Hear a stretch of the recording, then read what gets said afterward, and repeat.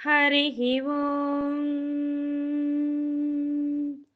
श्रीगुरुभ्यो नमः। हरिः ओम्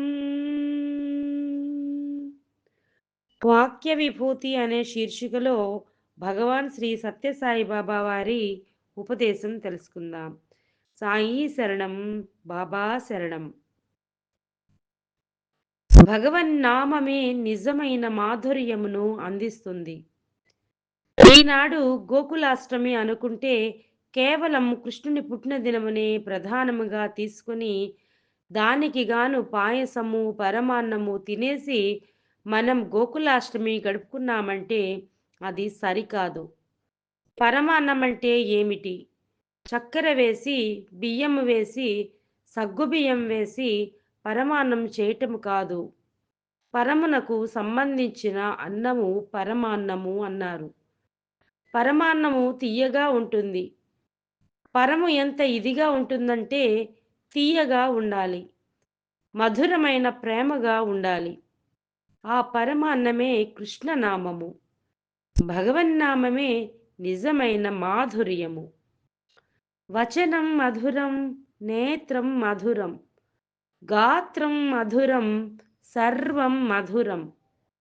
మధురాతిపతే మధురం మధురం.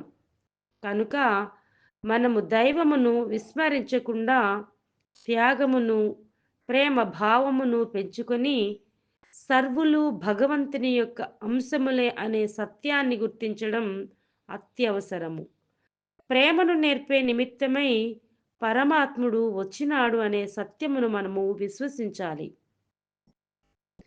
మన ప్రేమ చాలా సంకుచితముగా ఉంటుంది, స్వార్థమైనదిగా ఉంటుంది. ఇది కాదు నిజమైన ప్రేమ. అందరి యందు కూడిన ప్రేమతత్వాన్ని అర్థం చేసుకునే ప్రేమను మనము పెంచుకోవాలి. మతము మతమని చిలుక పలుకులు పలుకుతున్నారే గాని నిజముగా ఆ మతము యొక్క ఆశయాన్ని ఎవరైనా ఈనాడు అనుభవిస్తున్నారా? ఈనాడు వాచా వేదాంతము అధికమైపోతుంది గాని ఆచరణ వేదాంతము శూన్యమైపోతుంది. మనకు ఆచరణ వేదాంతము కావాలి. నీవు 100 చెప్పేదానికంటే ఒక్కటి చేసి చూపిస్తే చాలు. ప్రేమతత్వాన్ని పెంచుకుని భగవన్నామములో ఉన్న మాధుర్యమును అనుభవించండి. ఓం శ్రీ సాయిరాం.